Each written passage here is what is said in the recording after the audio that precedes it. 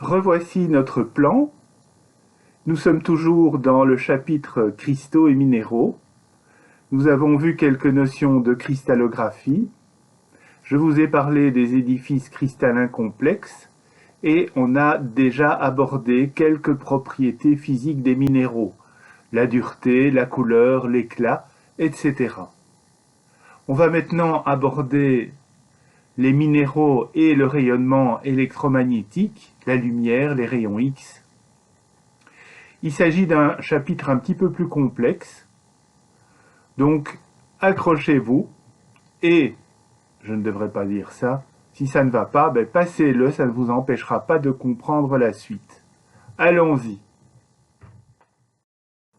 Alors on va s'intéresser successivement à la diffraction des rayons X. Donc là, on utilise la partie X du spectre électromagnétique et à l'optique cristalline où on utilise la partie visible du spectre. Ce schéma permet d'illustrer la loi de la réflexion sélective de Bragg. Alors que voit-on? On voit en violet des rayons X qui sont diffractés sur un réseau cristallin. Alors de ce réseau cristallin, vous voyez deux plans réticulaires en coupe, P1 et P2. Et chaque atome de ces plans est représenté par des petites sphères oranges. Alors on va s'intéresser à la différence de trajet entre le rayon 1 et le rayon 3. Donc le rayon 3 a un trajet plus long à effectuer et la différence peut être appelée delta. Alors on voit tout de suite que géométriquement, delta demi peut être calculé par une formule trigonométrique simple. Delta demi est en effet le côté d'un triangle rectangle dont on connaît l'hypoténuse, c'est-à-dire l'espacement entre les deux plans réticulaires, et θ, l'angle opposé, qui est l'angle de diffraction. On peut donc écrire delta demi égale sinus θ fois d. Ou, pour obtenir la totalité du trajet supplémentaire du rayon 3, delta égale 2d sinus θ. On va s'intéresser maintenant à ce qui se passe à la sortie du dispositif. Pour obtenir un rayon X, il faut que le rayon 1 et 3 aient une interférence constructive. Sinon, les deux rayons vont être en décalage et vont avoir une interférence destructive. C'est ce qui est montré dans les deux petits schémas en haut à droite. Pour que les deux rayons aient une interférence constructive, il faut que le décalage, donc delta, soit proportionnel à un nombre entier de longueurs d'onde. On peut donc écrire maintenant n lambda égale 2d fois sinus θ. Cette loi de la réflexion sélective de Bragg connaît des applications en analyse chimique. C'est ce qu'on appelle la spectrométrie X, où on connaît D, l'espacement réticulaire d'un cristal analyseur, et on cherche lambda émis par un élément. Et en analyse minéralogique, où là on connaît lambda qui est émis par une cathode, et on cherche les valeurs de D, c'est-à-dire l'espacement des plans réticulaires qui sont caractéristiques de chaque minéral.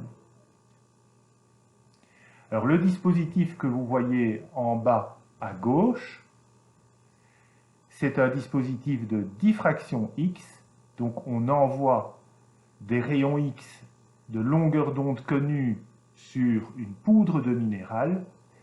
On a un goniomètre qui permet de mesurer l'angle de diffraction et un détecteur. Et on obtient le document qui est en bas à droite avec chaque pic qui va représenter une diffraction sur un plan réticulaire du minéral. Passons à l'optique cristalline, qui permet la détermination des minéraux en lame mince avec un microscope polarisant. Voilà ce qu'on appelle un microscope polarisant. Donc il est conçu pour observer des lames minces de roche. Alors en voilà une. Comment est-ce qu'on fabrique ces lames minces? On prend un morceau de roche, on prépare une surface qui doit être parfaitement polie et plane, on colle la roche sur la lame mince, et puis il suffit, entre guillemets, de l'amincir jusqu'à ce que la lame soit transparente. Et en fait, on descend jusqu'à 30 microns d'épaisseur. Alors, ce microscope polarisant est équipé aussi d'une petite caméra, et ça va me permettre de vous montrer ce qu'on observe en lumière naturelle et en lumière polarisée analysée, ou autrement dit, sous Nicole Croiset. Nous allons maintenant nous intéresser à ce qui se passe quand la lumière visible traverse un minéral. Alors vous savez que la lumière est une onde. Ces vibrations peuvent s'exercer dans toutes les directions autour de la ligne de propagation. Voilà une direction, une deuxième et une troisième par exemple. La plupart des cristaux, sauf les cristaux du système cubique, ont une propriété tout à fait remarquable qu'on appelle la double réfraction ou biréfringence. En fait, un rayon de lumière incident va se dédoubler dans le cristal en deux rayons réfractés qui en plus sont polarisés à angle droit. On va parler, pour qualifier ces deux rayons, de rayons ordinaires, oméga, et extraordinaires, epsilon. Et enfin, l'indice de réfraction de ces deux rayons est différent.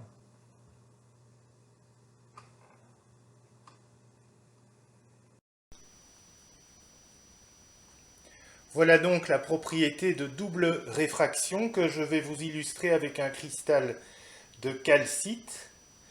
Donc j'ai dessiné un point rouge, je pose le cristal de calcite et vous voyez que le point est dédoublé. Alors si je fais tourner le cristal, vous voyez aussi que les deux points, c'est-à-dire les deux rayons, tournent l'un autour de l'autre.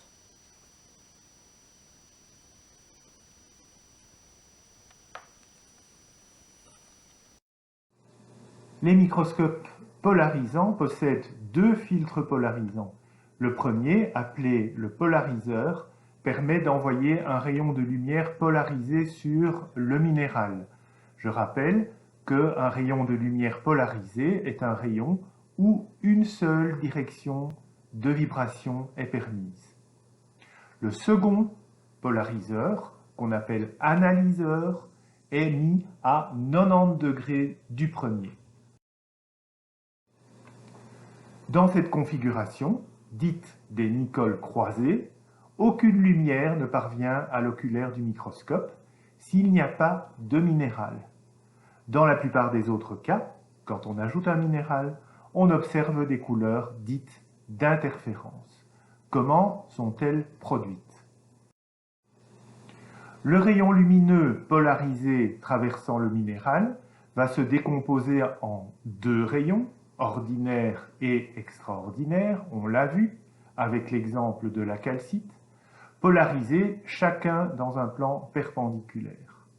Ces deux rayons vont traverser le minéral à des vitesses différentes puisque les indices de réfraction des deux rayons sont différents.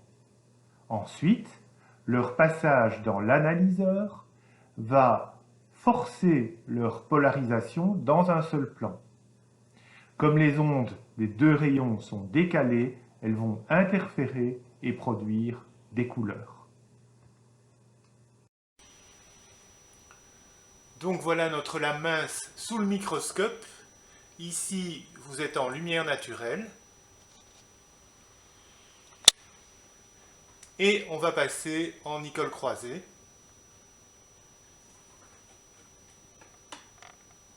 Et donc, vous voyez apparaître au niveau des cristaux ce qu'on appelle les couleurs de biréfringence. Voyons maintenant à quoi servent ces couleurs provoquées par l'interférence des ondes.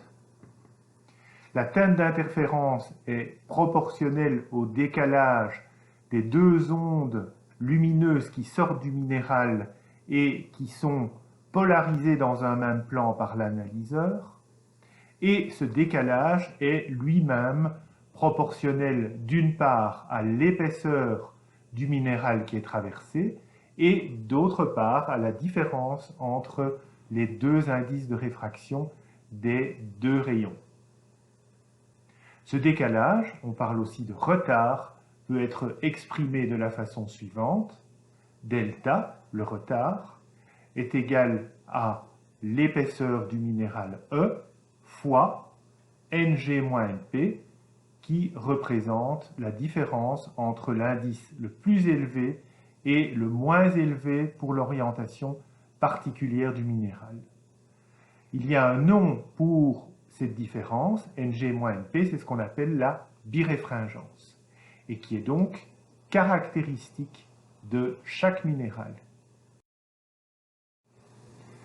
La biréfringence permet donc d'une part d'évaluer l'épaisseur d'un minéral dont on connaît la biréfringence. En fait, c'est comme ça qu'on amène les lames minces à l'épaisseur de 30 microns, en sachant qu'à cette épaisseur-là, le quartz, minéral très courant, doit avoir une teinte grise.